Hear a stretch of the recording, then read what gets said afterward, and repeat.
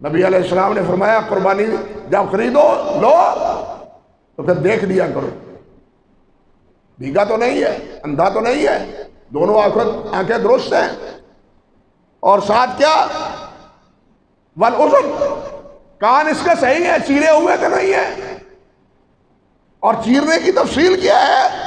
فرمایا وَأَن لَا نُضَاهِيَ بِمُقَابِلَةٍ وَلَا مُدَابِرَةٍ، یہ کان ہے، یہ مقابلہ منہ کی طرف، یہ مدابرہ، ولا شرقا درمیان میں چیرا، ولا خرقا درمیان میں ایسے گول نکالا ہوا، کان کٹا ہوا درمیان میں۔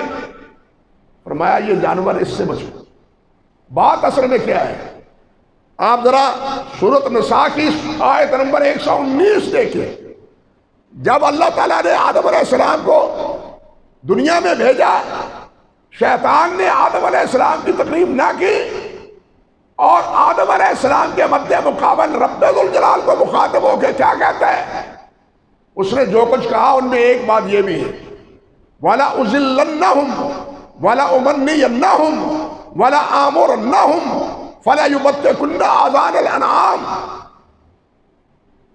اور ساتھ وَلَآمُرَنَّهُمْ فَلَيُغَيِّرُنَّ خَلْقَ اللَّهِ، میں ان کو یہ جو ہے نا جس کو کہا سجدہ کرو، اس کی ساری اولاد کو گمراہ کرو، پوری کوشش کرو، اور کہتا ہے میں ان کو گمراہ کروں گا، ان کو امیدوں کے سہارے ان سے غلط کام کرواؤں گا، گناہوں نافرمانیوں کے کام کرواؤں گا، ڈاکے سے اتنے پیسے، قتل سے اتنے پیسے، دہشت تمہاری، عزت تمہاری، یہ چیزیں خوبصورت کر کر کے ان کے سامنے دکھاؤں گا۔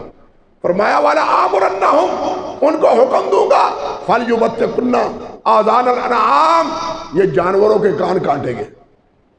جانوروں کے کان کاٹنے کی بات شیطان نے اس وقت کی تھی، لہذا یہ جو کٹے ہوئے کان ہیں، چیرے ہوئے کان ہیں، آگے سے ہو یا پیچھے سے، اب تو ہمیں محسوس نہیں ہوتا، لیکن دل میں یہ چیز ڈالنے والا کون ہے؟ شیطان۔